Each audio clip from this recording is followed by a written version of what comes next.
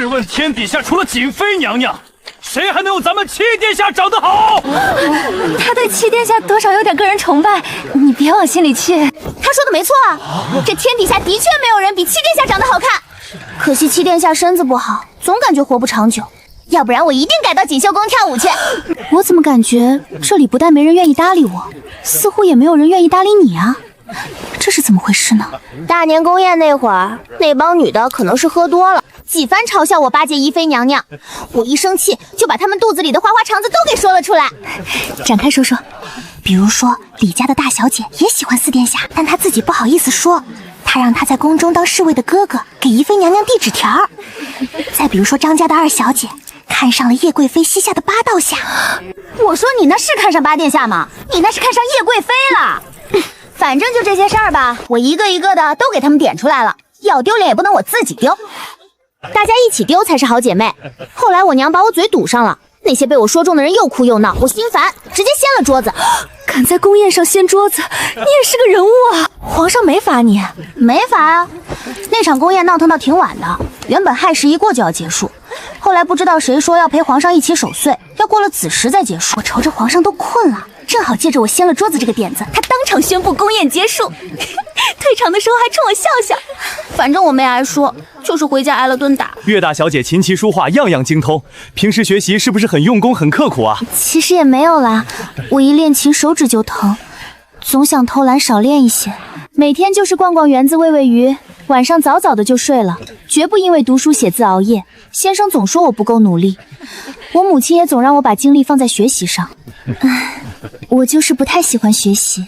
你这样都能学得这么好，这可能就是传说中的天赋吧？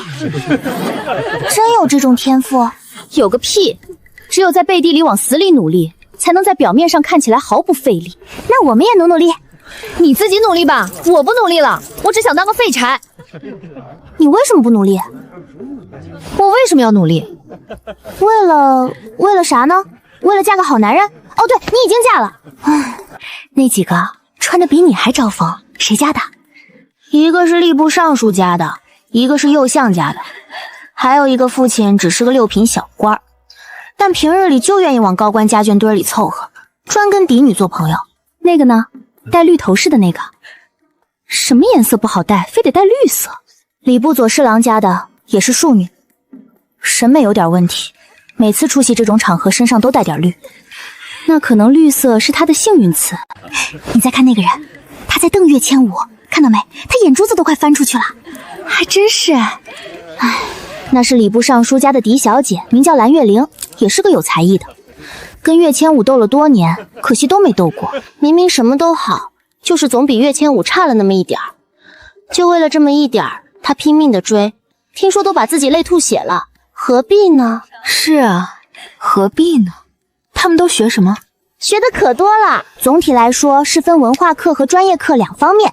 文化课就是读书啦，四书五经都要读，要会作诗会写词，反正男人学什么他们学什么。专业课呢，就是琴棋书画，还有舞蹈一类的。反正听说蓝小姐每日卯时一到就起，亥时末才息，从早到晚除了吃饭之外，全都在学习。可纵是这样，都赢不过岳千武。唉，所以我说，除了努力之外，天赋确实很重要。太卷了，报了这么多兴趣班，这根本就是卷王啊！打起来了！卷王跟岳千武打起来了！卷王终于看不下去岳千武那个茶里茶气的样，动手了！赶紧去看看！别打我大姐姐！别打我大姐姐！不要大家！放开我！放开我！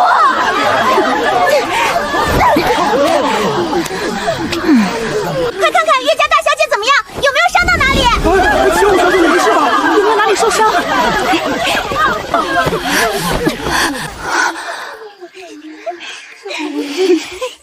算了，想来他也是一时之气，我挨几下没关系。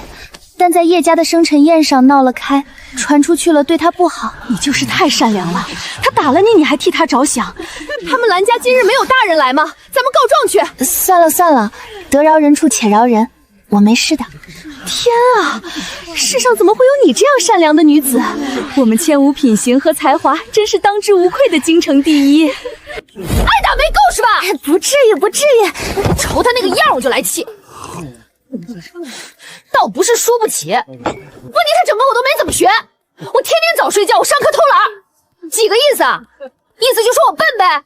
卷不动就摆烂吧，输在半路总比输在终点要好，起码省了一顿跑。你也是输在半路的？不是，我是输在起跑线上的。那你能不能有点志气？你们家的事儿全京城都知道，你遭的那些个罪都是岳千武他娘那个小三儿害的。也不能这么说，主要原因还是男人的耳根子软，但凡他硬气一点，我都不能被送走。咱们别往前凑合了，王妃不管做什么都有全公公帮衬着，咱们两个脑子不好使，这种场合不要给王妃惹麻烦。你说的有道理，不过我还在想，刚刚兰家小姐打岳大小姐的时候，咱们王妃为什么上前去拉架呀？她不是最烦岳大小姐吗？不知道啊，王妃做事深不可测，其实咱们能想明白的。也对，何况咱俩这脑子基本上也就告别思考这些事情了。这也没什么不好理解的啊。刚刚那场面我看到了，你们家王妃其实不是帮着岳大小姐，她是去拉偏架的。她把岳大小姐一拉，岳大小姐就动不了了，站那儿让我家小姐揍。这么显而易见的事儿，我们都没看出来，人家10几岁的小丫鬟都看出来了，咱们这岁数岂不是白活了？主要我们脑子不好使啊，想不到啊！哎，这脑袋算完了，这得多少银子能治好啊？斑斑，你怕事儿吗？不怕啊，那我就放心了。那人可能是找你的。我跟京城这些人素不相识的，是找你们的吧？找你的，左相家的大小姐唐飞燕。他心仪七殿下，你就是给燕子哥哥冲喜的王妃。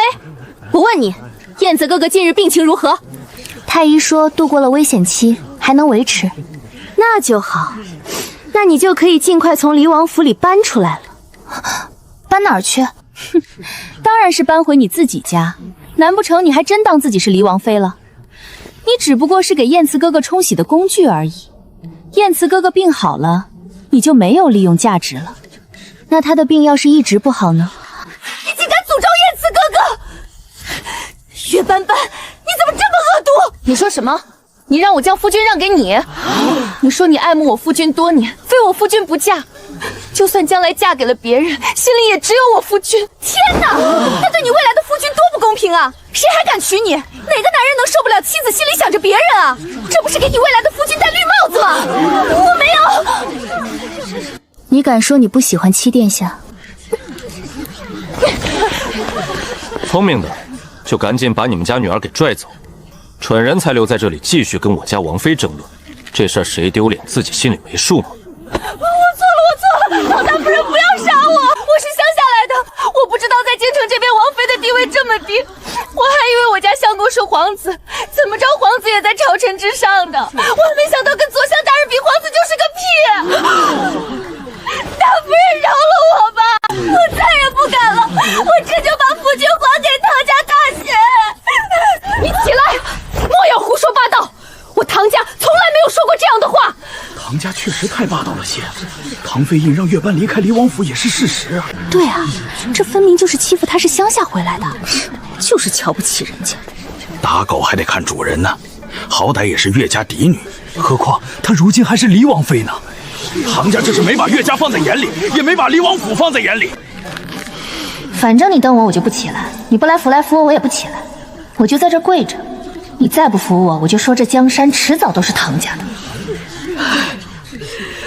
我错了，祖宗，你快起来吧！磕得跟真事儿似的，合着一下也没沾到地，你这也是个本事。唐家记住你了，记住就好。要是这还记不住，那我可就白喊了。我是不愿意找事，但也从来不怕事。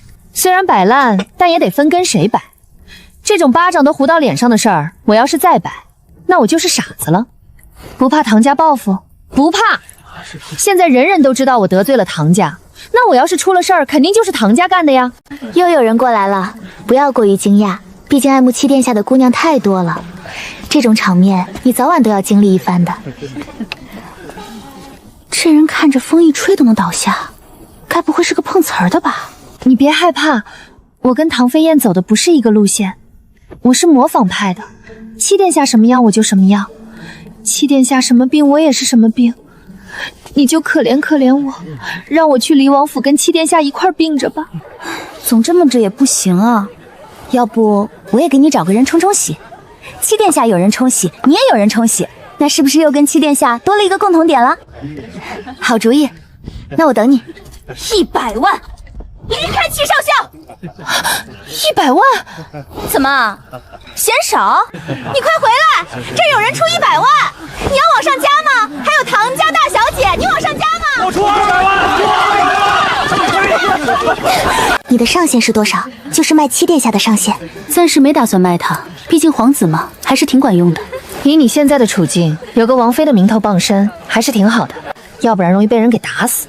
彼此，能在今天这种场合，当着这么多人的面去挠岳千舞的，你以为你比我强到哪儿去吗？我家二妹妹不懂事，冲撞了夫人和飞燕，我替她给二位赔礼了。你这孩子又不是你的错，你赔这个礼做甚？快起来，别叫我心疼。我母亲说的对，不是你的错，都是岳斑斑那个小贱人，她才该。住口！今日若非你去招惹他，他怎会有如此举动？到最后丢脸的还是你，你还没有长记性吗？今日之事所有人都看见了，且等着那些夫人们回去如何评价你，看今后谁还敢娶你。反正我也不可能随随便便就嫁入京中官邸。爹爹早说过，我的婚事不只是我自己的事，也是我们唐家的事。到时候不管嫁给谁，都由不得我说不嫁，也由不得对方说不娶。母亲有什么好担心的？刚刚那蓝月神有没有伤着你？打完你就跑到岳斑斑那里坐着去了。你说他们是不是一伙的？哎，你不是说那岳斑斑回京之后就没出过府吗？他什么时候跟宁出色和蓝月莹混到一起的？我也不知道。别怕，你永远都是岳家的大小姐，是岳家唯一的嫡女。她算哪根葱啊，敢跟你比？那就是用鸡比凤凰，她比得起吗？你干什么去？可不行，去拼命啊！不是食堂打饭时间到了，意思是只能吃自己面前这几个菜吗？其他菜太远了，也夹不到啊。谁上这种地方来是为了吃饭的？我是啊，我还是特意饿着肚子来的啊。错了，坐错地方了。您是王妃，应该跟另外几位王妃坐到一起。我坐这儿挺好的。不，你不好。这是晋王妃，大皇子的正室夫人，也是第一个生下小皇孙的。弟妹不用客气，你嫁进了皇家，咱们就是一家人了。这是尹王妃，二皇子的正室夫人。对，往后咱们妯娌之间多走动。这是楚王妃，三皇子的正室夫人，叶贵妃的儿媳妇。坐吧。姐姐好。胡说什么？那是你婶婶。婶婶好，你是新婶婶吗？新婶婶你好漂亮呀。不要闹，婶婶还没吃东西呢，让婶婶先吃点东西再陪你玩。那婶婶猜安保吃的是什么？猜对了有奖哦。排除法，反正不可能是地瓜，那玩意儿不好消化。恭喜婶婶成功排除了正确答案。所以没有奖励了是吗？那安保就不能亲婶婶了，婶婶的奖励没有了。这奖励不要也罢，咱们都是自家人，不像别的宴厅里一个人都长了8个心眼儿。一家人不用客气，咱们该吃吃，该喝喝，吃饱了才是要紧事儿。吃吧。那我可就不客气了。岳大小姐所在的那个厅，每个人都要讲出一道菜的典故，输了的就要自罚1杯。得亏我成了王妃了，要不然跟他们一桌出丑的就是我。生死由命，富贵在天，啥也不会怨我。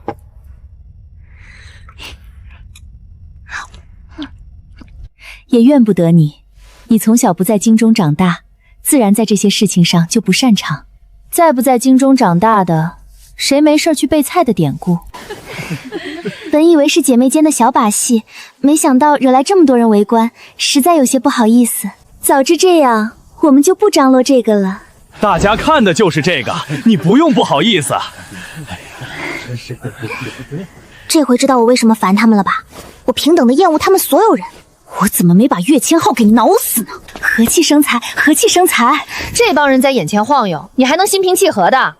那个岳千武他怎么那么招人烦啊？岳千武到底怎么你了？除了卷不动，你们俩之间还有别的什么恩怨吗？我不是输不起的人，但岳千武说他下次比试时会让着我，我用他让，他这就是羞辱我。那这是得挠他。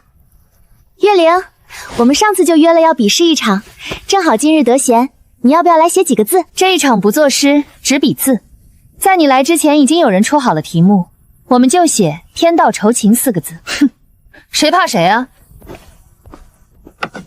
在所有专业科里面，只有写字这一块，蓝月玲是比岳千武写的好的。那就更不对劲了。既然明知蓝月玲字写的比自己好，岳千霄为何要上赶着自取其辱？这字真是绝了，得下多少功夫啊！我一向写字没有岳玲好看，此番又要丢丑了。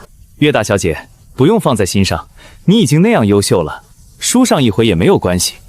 人怎么可能样样都做到天下第一呢？那岂不成神仙了？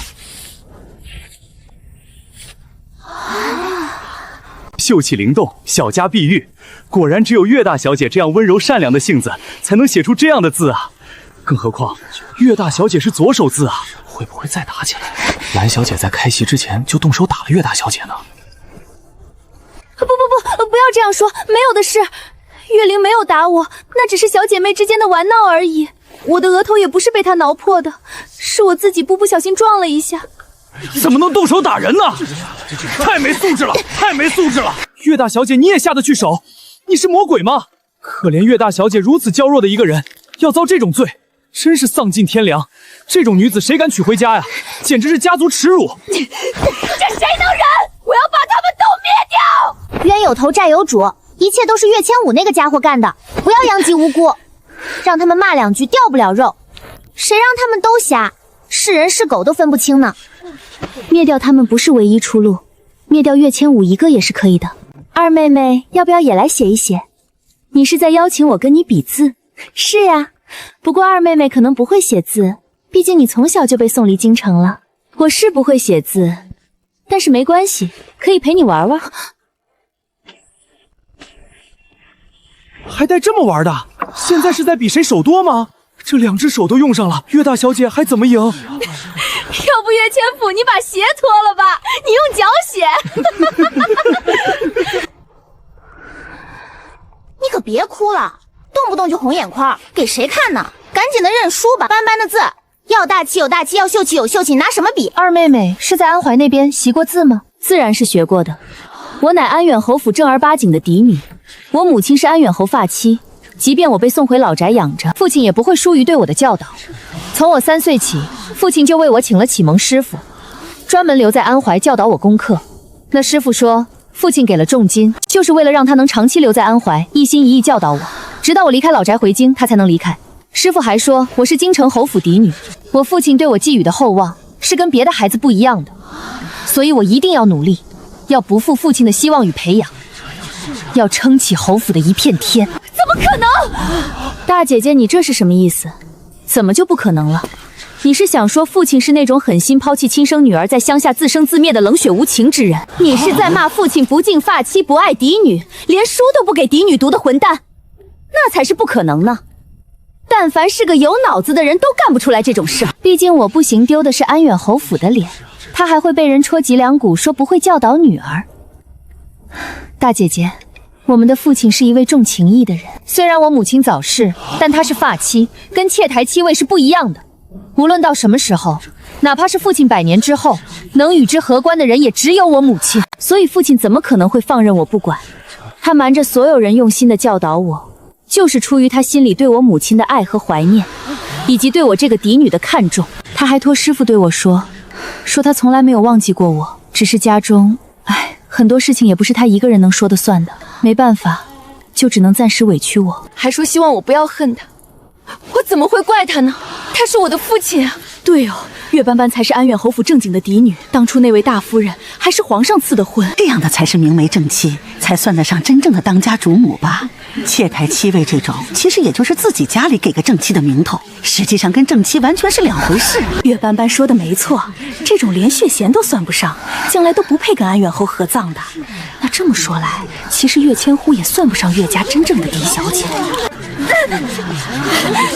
让各位见笑了，今日临场发挥实在仓促，没有好好准备，笔也不是平时用惯的，写得不好，见笑了。大家可以把刚才发生的事都忘了，千万不要放在心上。是让我们把你刚刚说的话给忘了吗？我是想让你们把我会写字的事情给忘了。岳斑斑，你要是个男人就好了。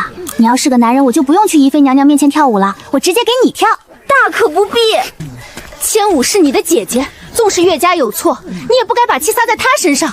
你如果认为命运不公，你到安远侯府闹去，跟千舞来什么劲儿啊？对，你快去给千舞道歉。千舞从来没有受过这样委屈。你这张脸不太对劲啊。这位大姐，你今年有25吗？岳斑斑，你在胡说些什么？我今年才18岁。什么？竟然才18岁？那为何看起来竟像是27、8的样子？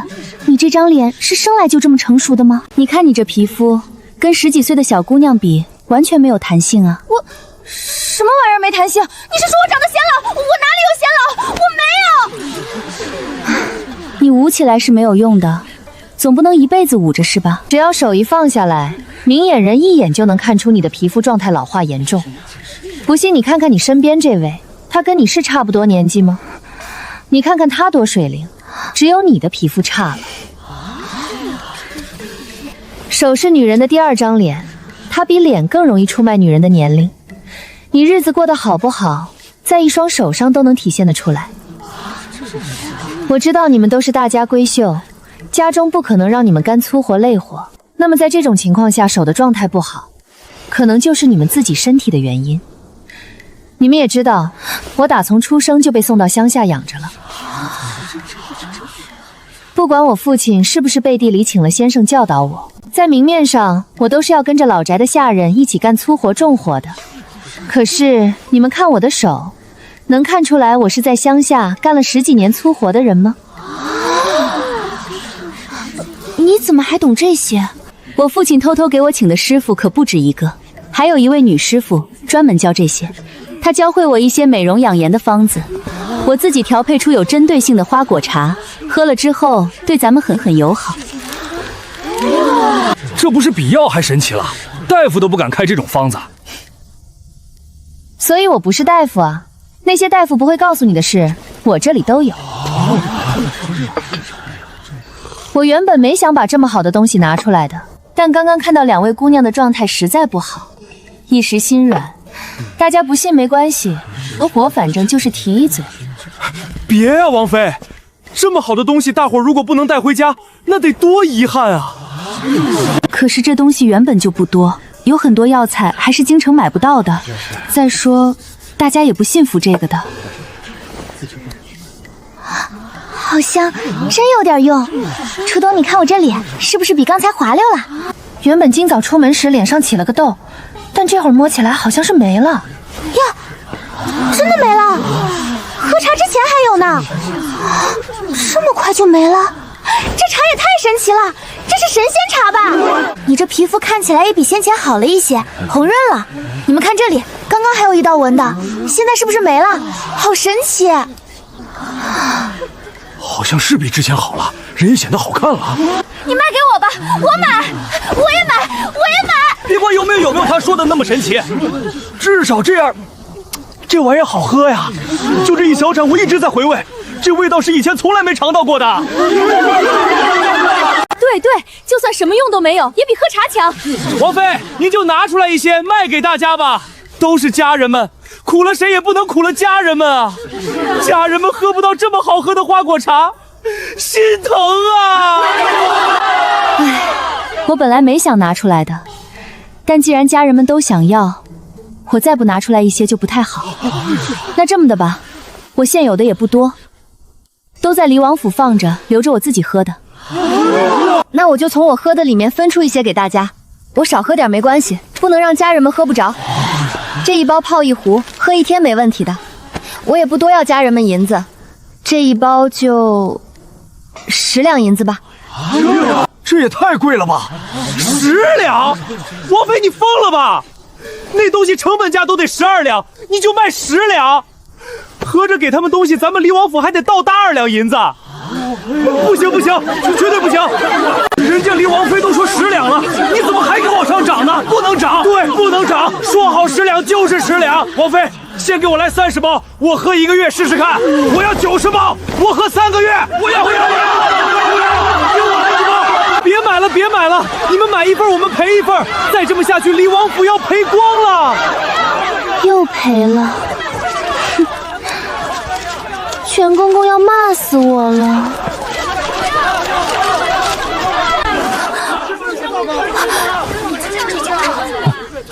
我家小夫人让我问问王妃，这种花果茶她能不能喝呀？能啊，能喝。替叶府小夫人问的是吧？你跟她说，她今日生辰，我这饭都吃了，礼还没送呢。这么着，今日她不管买多少，我都给她打个8折，就算我送礼了。好家伙，这月月斑斑脸咋这么大呢？她是黎王妃，进门是不给礼，咱府上下人也不好意思拦着硬管她要。好在今日她能给夫人打8折，要不咱们就多买点吧。过了这个村就没这个店了。放去了。问问他这东西能存放多久？给我照着最长存放时间去买。以后再有这样的好东西，王妃一定想着我。一定一定，小夫人生辰快乐呀！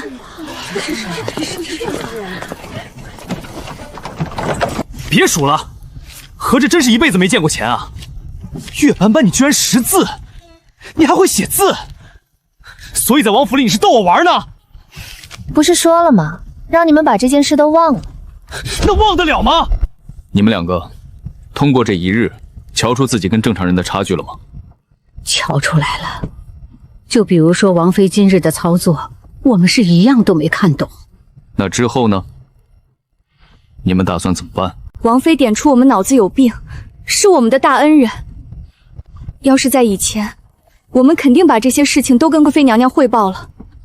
但是现在不一样了，我们要是再出卖王妃，那我们还是人吗？你们能想到这一点，就说明脑子还有救。咱们王妃是真心为你们好的，你们懂得感恩不能用嘴懂，得用实际行动，知道吗？知道，老奴知道。咱们以后一定好好侍候王妃，只要王妃不嫌弃，咱们治好了病之后，就回来给王妃当牛做马，一辈子对王妃好，再也不搭理贵妃娘娘了。也别不搭理，那样对你们也不好。咱也不能看着你们往火坑里跳，要是突然就不理贵妃娘娘了，那贵妃娘娘也不能放过你们。以后贵妃那边你们该去还得去，但该说什么就得多斟酌斟酌。至于你们的病，回头我请大夫给你们瞧瞧吧。这1日你们到底经历了什么？怎么说呢？经历了很多，但又仿佛什么都没有经历过。反正人回来了，钱也回来了。至于其他人的死活，王妃说她管不着。老奴想，这可能就是传说中那种不顾人死活的玩法吧。王妃她有内秀啊。那送礼了吗？不算送，只不过是叶家小夫人买我们的东西，给打了个8折。不过，王妃，你确定那些东西咱们府里有？当然确定啊。搁哪儿呢？老奴怎么从来没看到过？嘿嘿，不告诉你。到这边来坐。你卖了什么东西给他们？这些银票都是你这1日赚的？对啊，我厉不厉害？厉害。我们斑斑真是太厉害了。你为什么觉得我厉害？因为你确实厉害。德全还批评我来着，一是说我识字，但却骗他说不识；二是觉得我今日在叶府太嘚瑟了。你怎么想？不能说嘚瑟，只能说你做事有自己的主意。我相信你不是一个冒失的人。之前你一直选择逃避，但却在入府第1天就把整个离王府都逛了一遍，也成功的发现了其他势力安插进来的人。那么今日之事，我想你一定也有自己的安排与打算，只是你能不能与我说一说？我去这场生辰宴是迫不得已，一切都是那串麝香手绢引起的。我与那贵妃娘娘往日无冤，近日无仇，就因为嫁给了你，她就这么害我，我不干。所以我设计让她自己把珠子要了回去。但叶府我也不得不去了，我就想，好不容易出去一趟，也不能白折腾，总得看到点什么。于是今日我不但看到了叶府，也看到了京中许多人。既然这些人是我早晚都需要认识的，那我认为与其日后一个一个的认识，不如借着这个场合，一起都认识了更快一些。我的立场是，大家最好都能和睦相处，让我能在府里平静地过完这一生。但如果有人想要打破这份平静，那我也不能吃这个闷亏。我可以摆烂，但我不能让人欺负着摆烂。所以今日他们针对我了，那我就必须坑他们一笔银子。至于岳千武和岳家，就算他们不来招惹我，我也是要跟他们讨一讨这16年的公道的。其实只要身在京城，就不可能风平浪静。我还是那句话，你我并未圆房，外界看来，你入离王府只是为了给我冲喜的。你若是想要远离这些纷争，我可以与你和离。你放心，你我和离之后，我会给你一笔银子，再派人送你到一个你喜欢的地方。至于岳府那边，我会请父皇母后为你挡一挡，将你的户籍从岳府迁出来。你甚至可以改名换姓，远离京城，从今往后好好的过日子。这些，只要你提出，我都会满足你。我谢谢你啊。岳斑斑，天凉了，你要不要过来睡？男女授受不亲。南爷，可能就是个误会。景荣这些年对你怎么样，你心中有数。对千武那更是像眼珠一样珍视着，他怎么可能偷偷去管岳斑斑的？再说你在老宅那边安插了人手，你的人这么多年一直盯着他，他学没学东西，你自己心里没数。就是因为有数，才觉得老爷做的太绝了。我安插过去的不过是些丫鬟婆子，他们有几个本事能盯住什么呀？老爷权势滔天，他要是想偷偷做点什么，我就是安插多少人手也是防不住的。我不是小肚鸡肠之人，斑斑也是老爷的女儿，老爷就是要把她接回来，我也是没有意见的。我只是伤心，我们夫妻这么多年，他做事却背着我。我没关系，我本就是妾台的妻位，我不怕被人戳脊梁骨，但千武是无辜的。但凡斑斑她是个懂事的孩子，她都不应该在那样的场合让她的长姐下不得台面。我真是想想就心难受，那对千武来说是多大的屈辱啊！母亲，我没关系的，母亲千万不能因为这件事情着急上火。至于外面那些戳脊梁骨的话，我都可以忍，大不了我以后不出门了，就听不到了。我们这么懂事的千武，为何要受这份罪啊？岂有此理！去把侯爷给我叫过来。我何时偷偷派人去教岳斑斑本事了？整个京城我也没听说还有人会双手写字啊。今日二妹妹是当着所有宾客的面写的字，那么多人都看见了，女儿是不会说谎的。千武没有说谎，那就只能是岳斑在说谎了。可是不对啊，岳斑斑展露出来的本事是有目共睹的，现场那么多人的情况下，不可能作假。那就是说，一定有一个人在安怀教过他，但是为什么能瞒天过海，避过了所有人的耳目？行了，这件事情跟你无关就行。明日起，每日早膳也做些肉菜或肉饼之类的。你手不能提，肩不能骑的，走几步都喘，吃肉菜干什么？不是我想吃，是想给你吃。你太瘦了。我瘦吗？正好，瘦点省1两，不能多花你们离王府的银子。耶，岳斑斑，你良心发现了。第一，你应该叫她王妃；第二，这种话不应该从你的嘴里说出来，特别是对着王妃说。你是王府老人，照顾本王多年，本王自然对你多几分敬重，但这并不代表你可以不分尊卑，对本王的王妃如此无礼。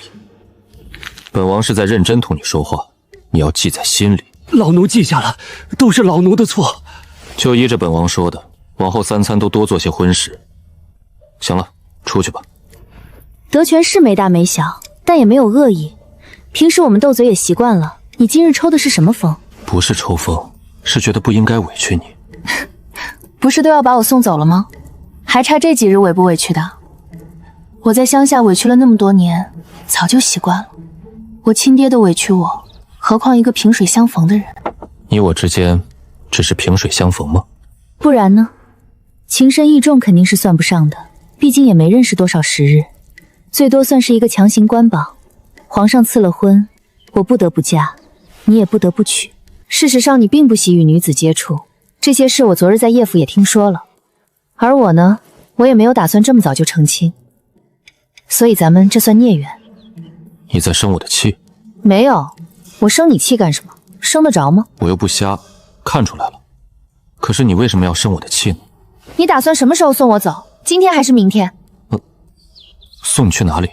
你不是说我们可以和离吗？原来是因为这个。斑斑，我不是诚心想要把你送走，只是怕委屈了你。我这身体不知道还能撑几年，但你的人生还很漫长，不该跟我在这府中耗着。更何况京中人心险恶，许多事情我不能陪着你一起面对，就会担心你会不会吃亏。我吃亏？他吃亏？殿下，我举报，王妃昨天还坑爹了呢，她不会吃亏的。侯爷光临离王府，蓬荜。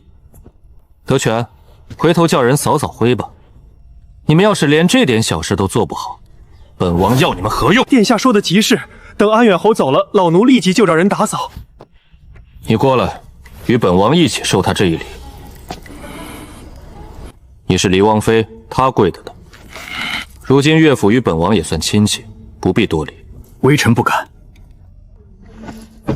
你有没有闻到这屋里有股子奇怪的味道？好像是不太对劲。你说这是什么味儿呢？是人渣的味道。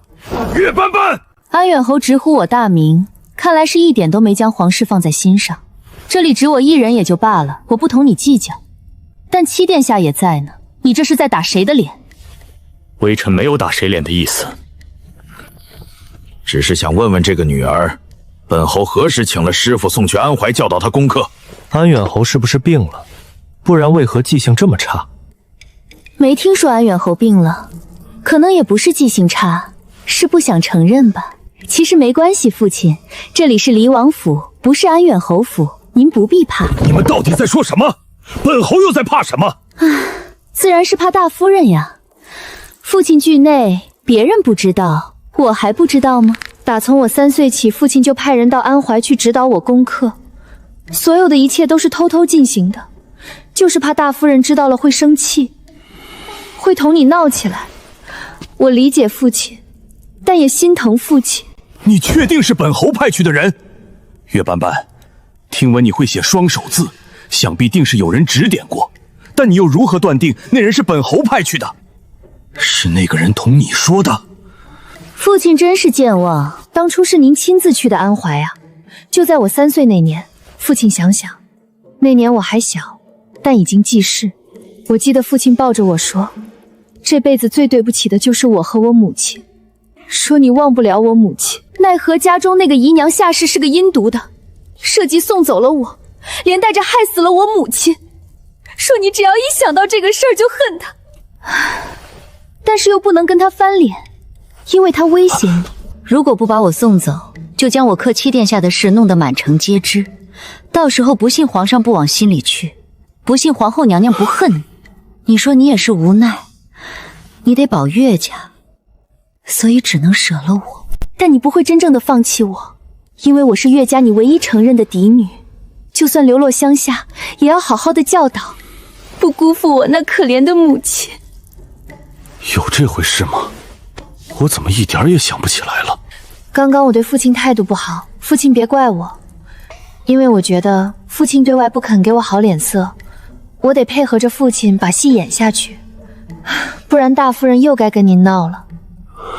殿下，你说对不对？16年前，本王4岁，确实在斑斑出生那一日病情加重，但是后来缓了过来。安远侯还进宫探望过本王，当时你说的那番话，本王也记得清清楚楚。安远侯当时拉着本王的手，说你对不起本王，说你的小女儿克了本王，请本王不要生那个孩子的气。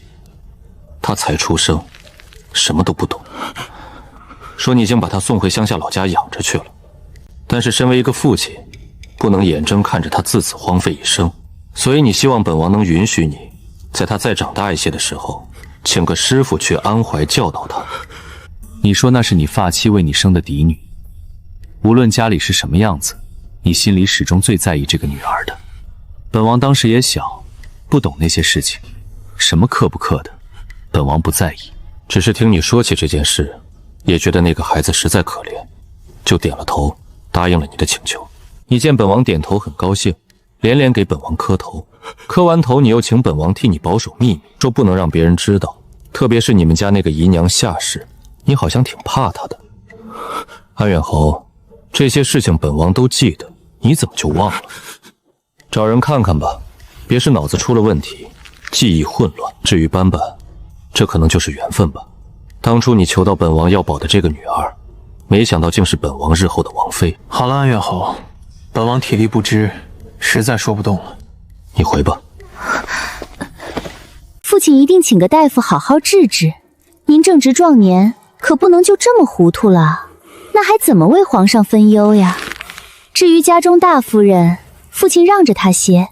您脑子不好，玩心眼玩不过她的。唉，我是嫁出去的女儿泼出去的水，不能替父亲分忧，实在是心中有愧呢。父亲慢走，女儿就不送了。侯爷慢点。侯爷小心。昨日王妃去叶府时，跟着一起走的嬷嬷也是下台阶的时候绊了一下，后来听说那嬷嬷脑子不好，似乎是生了什么病。对，就是脑子不好，嬷嬷自己都承认了。全公公清早那会儿还张罗着给请大夫呢，说是要好好治治，脑子的病可不是小事儿。唉，你说挺好个人，怎么得了这种病？谁知道呢？听说这种病一得上，恶化得很快，还会转移，严重的不出几个月人就没了。侯爷要不要请个大夫到府上看看？你也觉得不对劲儿是不是？七殿下的话不像是作假。拿着本侯的名帖去请太医，快去请太医！就算老天爷撒谎，我们七殿下也是不会撒谎的。这到底是人性的扭曲，还是道德的沦丧？可能是你家殿下的隐藏基因觉醒了。我家殿下就是有隐藏基因，也是优良基因。怎么可能？皇家有什么优良基因？不都是勾心斗角上位的吗？这种事儿，兴许他下生就会。你别胡说八道！我家殿下天下第一好。你在内涵谁？你说谁胡说八道？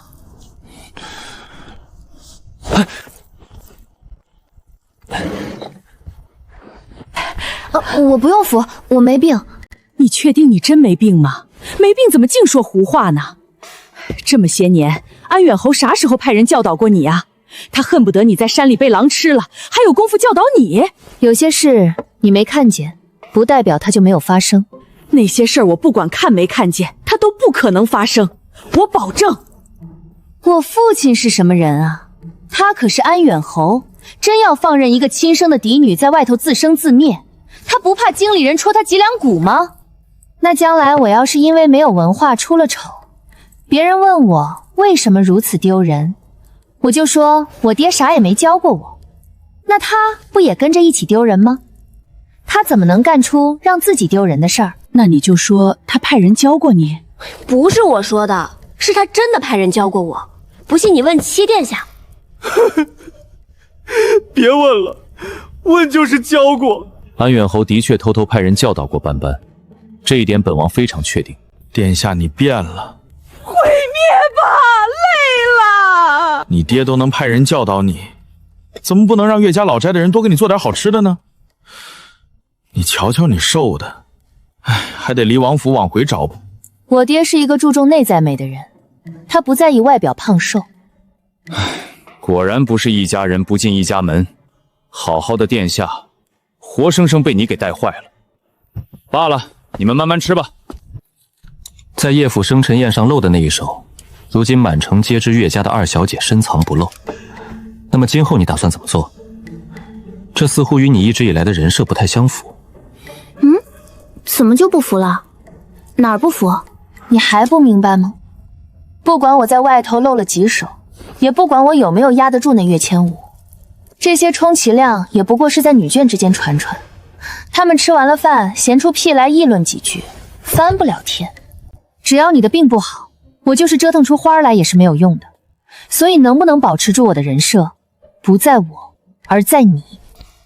你病不好，我就能好好苟着；你病一好，生活立即天翻地覆。似乎很有道理。不过还是要表扬你，今日临场发挥不错。谈谈感笑，今日为何配合我做这一场戏？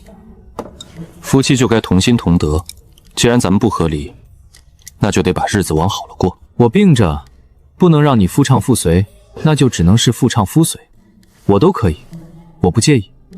谁说不合理的？又是谁跟我说要和离的？我说的，不离了。凭什么你说的就算？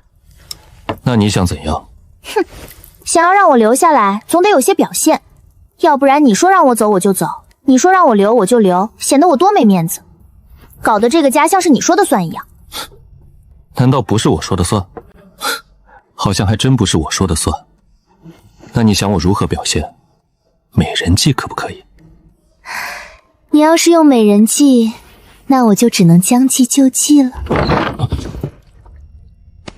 挺大个人连饭都不会吃，吃的一嘴油还不知道擦。你是有病，但不是手有病。抬抬手擦擦嘴这种小事也要我来做，真以为我是你爹？都这时候了，还不忘窃油呢？看什么看？我说你错了，一天到晚都不让人省心。我看你们离王府要找的应该是奴才，不是王妃。幸好没多嘴，不然被骂的指定就是我了。全公公，给我找些公账本过来，我要记账，把昨天在叶府收上来的银票一笔一笔都要记在上面。要不要找个专门的盒子收这些银票？可以找个带锁的。用不着，但是你得给我找一间空屋子。啥意思啊？字面上的意思。要不全公公也去看看大夫吧，这脑子明显也不太够用啊。王妃就是想要一间空屋子，没住人的那种。我还能不明白空屋子是什么意思？我就是不明白要空屋子干啥。只要空屋子，别管干啥。除了你们住的那个院儿，还有书房的这个院儿，再加上下人住的偏院，其余所有屋子都是空的。咱离王府别的没有，空屋子还能没有？你该不会是想问府里有没有别的女人住着吧？不好意思问，就拐弯抹角的问有没有空屋子？府里有没有女人住，我嫁进来第一天就知道了。我再跟你说一遍，我就是要个空屋子，我要做点事情。你给我找大一点的，离我们院近一些的。除了忽悠人，你还能干什么事情？看到没有，这院子其实是给你准备的。王府有王府的规矩，殿下住的地方是殿下住的地方，不代表王妃嫁进来就能跟殿下同住。王妃有自己的院子，殿下想去自然会去，殿下要是不想去，你就只能在自己屋里闷声待着。但因为你是正妃，所以你的院子离殿下住的地方还是挺近的。不过我们离王府比较特殊，谁让齐殿下一直病着呢？就被你给钻了空子。我钻什么空子？你想想，是不是我入府了之后，你家殿下活过来了？哼，你们在外头候着，一会儿我叫你们，你们再进来。全公公，殿下说了，一要叫王妃，二不可以不尊重王妃。就不该给你们请大夫，脑子有病。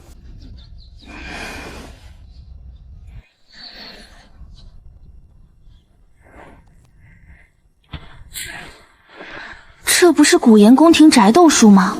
怎么整成种田书了？搬到前院去吧，一包就是一份，1天的量。明天就会有人上门来取，对照我先前写好的账本，对好数量给他们发放。记住了，如果有人没交钱，但却说自己已经交钱，或是有人交了1份钱，却说自己交了2份钱的，不用废话，直接送到官府，就说他们诈骗。你确定这里头包着的都是花果茶？离王府里真是物产丰富啊！吃过新鲜的葡萄吗？硬实的。从未，但是有听说过，这种东西从西域那边进贡而来，路途遥，如果途快就会颠簸，如果想要完整，就要舍出去一大半烂掉的。听闻西域当地的葡萄又大又圆，还很硬实，吃起来口感比送到京城的要好很多。确实会好很多。其实想要吃到新鲜的葡萄，也不是非得等西域进贡，我们可以自己种的。自己种？怎么种？在哪儿种？在京城吗？对，就在离王府里，就在我们的院子里就可以种。而且我琢磨着，也不用等到夏天了，现在就可以去定做葡萄架，赶在入冬之前把种子撒下去，最多3个多月就能吃上了。斑斑，不要讳疾忌医，该治病咱们还是得治病的。我没病，我说的都是真的。那你是不是觉得我傻啊？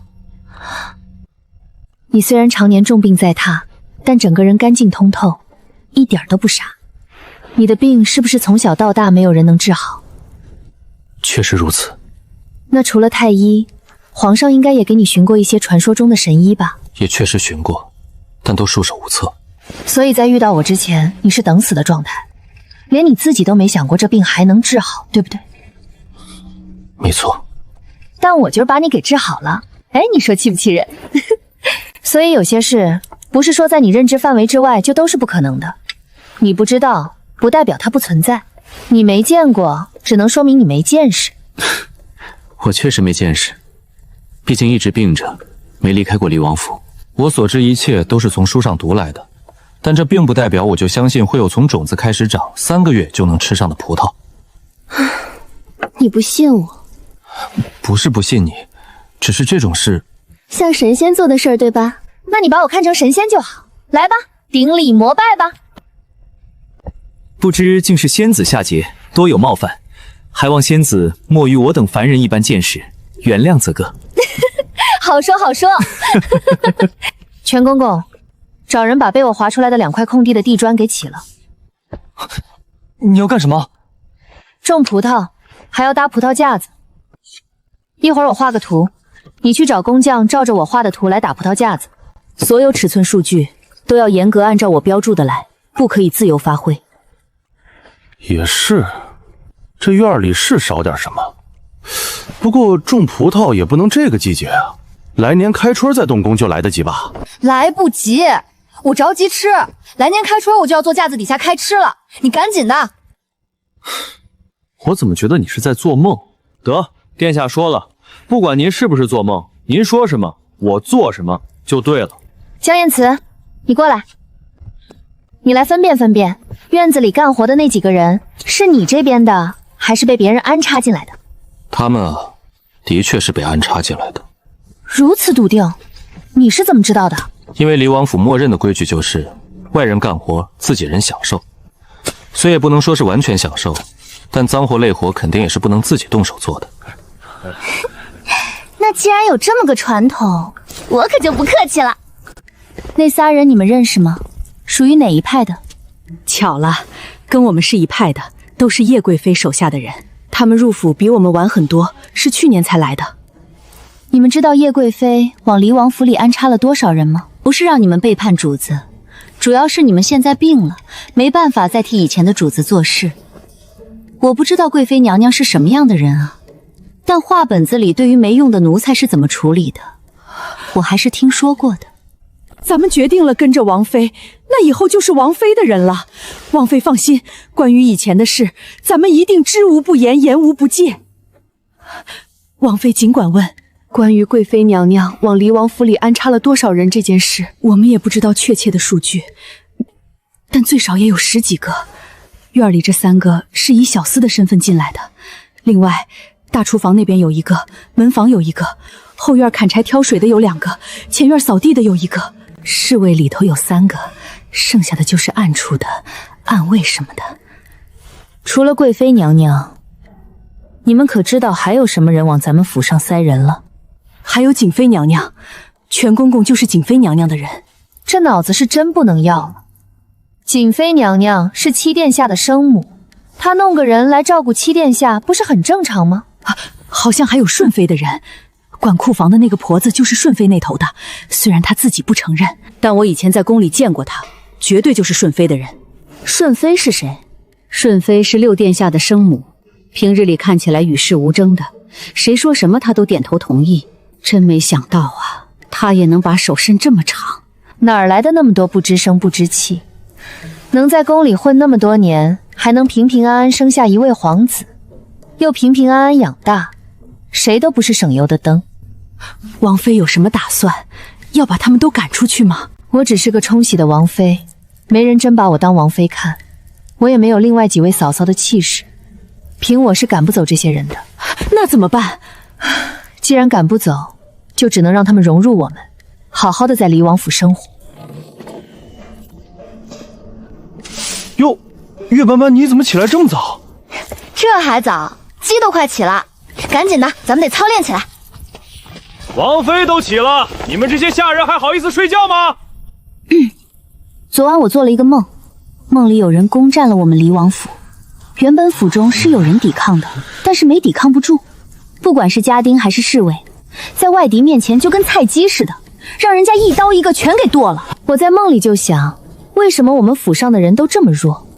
不管男人还是女人，连最基本的抵抗都抵不了，跟敌人刚打个照面就歇菜了，这也太离谱了。你们都是离王府的骨干，离王府的兴衰存亡少不了你们。你们强，我跟七殿下的性命就有保障；你们弱，那我跟七殿下还怎么活？虽然这只是一个梦，但是在我看来，它是对我们离王府的一个警醒。从前七殿下一直病着，这府上也没人管，从里到外都没个规矩。虽然现在七殿下还是病着，但我不是好的吗？这府里只要还有一个活人，就不可以放任自死，不可以坐吃等死。我不图离王府多兴盛，只求在有外敌来犯的时候，能保我和七殿下平安活下去。月斑斑，你到底想干什么？怎么跟王妃说话呢？你疯了！你凭什么打我？打的就是你，对主子不敬，这就是大错。第一次是挨打，第二次就是赶出府门，连工钱都不给你结。你知不知道你在说什么？哼，我当然知道。你要是不服，就去外头打听打听，去问问哪家王府的王妃能允许你直呼大名的，不把你嘴扇烂！哼！好了好了，别吵了。我一个冲喜的王妃，他们不敬着我也正常。我不图自己怎么样，我只希望七殿下能好好活着。唉，殿下的身子已经这样了，就连后代都……罢了，不提这个，得给殿下留几分颜面，不能当着这么多人的面说殿下不行。你说的已经够多了。虽然七殿下别的事情没指望了，但活下去这件事还是可以指望指望的。病治不好，但府上的安全总得保证好吧？总不能最后不是病死的，是被外敌给打死的。我说了这么多，其实是想告诉各位，趁着我梦里的事情还没发生，咱们必须得做好准备，该操练的就要操练起来，不怕1万，只怕万一。今天的任务是贴着外墙跑50圈，不跑完不许吃饭，也不许睡觉。你们可以从天黑跑到天黑，这样就能接得上明日的50圈了。我不行了，我要死了！就这么几圈都跑不了，这身体素质还怎么伺候主子啊？这里可是王府，王府的下人那必须得是身强体壮，可现在这些压根儿不合格啊！嬷嬷，你说这可怎么办？咱们离王府能养闲人吗？那肯定是不能的。这都没让他们干重活，也没让动脑筋，只是跑几圈就要跑死了，说明身体有病。离王府怎么能要有病的下人？万一过了病期给主子怎么办？既然是有病的人，那就不能再留在王府了。会不会不太好？他们也是府里的老人了，谁让他们有病呢？也对，我也是为了他们好，我相信大家也都是能理解的。陛下，离王妃今日清晨在王府搞操练，末位淘汰清走了6个人。贵妃的人清走了，顺妃的人也清走了。虽然还没有完全清走，但是除了今日，还有明日呢。只要离王妃坚持，离王府不出5日就能干干净净。就是府里肯定要再添新的人手，不知道离王府能不能守得住这清静。要是再把有心之人放进去，那可就白折腾了。你猜，那月斑斑会不会迎来报复？不见得，毕竟无论是谁往离王府安插引线，也不过是以防万一。这个万一是指万一七殿下的病情有好转。可如果七殿下一直不好起来，离王府其实安不安插人也没什么意义。至于离王妃，连她自己都说，即便她折腾出花来，只要七殿下的病不好，也没有人在意她。这个月斑斑可是越来有意思了。福星啊，你去安排安排，明日叫老七两口子进宫陪朕用膳。我这府里一堆事呢，七少爷指望不上，里里外外都得我自己张罗，我哪有功夫去跟皇上吃饭啊？王妃啊，这不是有没有功夫的事儿，皇上说的话就是圣意，圣意可不兴违啊。可我还要盯着府里人跑步呢，要是不把他们给操练好了，我整宿睡不着觉，就怕有人冲进来把我们都给剁了。那不如奴才找几个人来帮王妃盯着。王妃放心，都是皇上身边得力之人，一定能替王妃把事儿办好。行吧，那我就去吧。最多3天，我要让这府里所有的眼线统统消失。你们有没有信心？有，保证完成任务。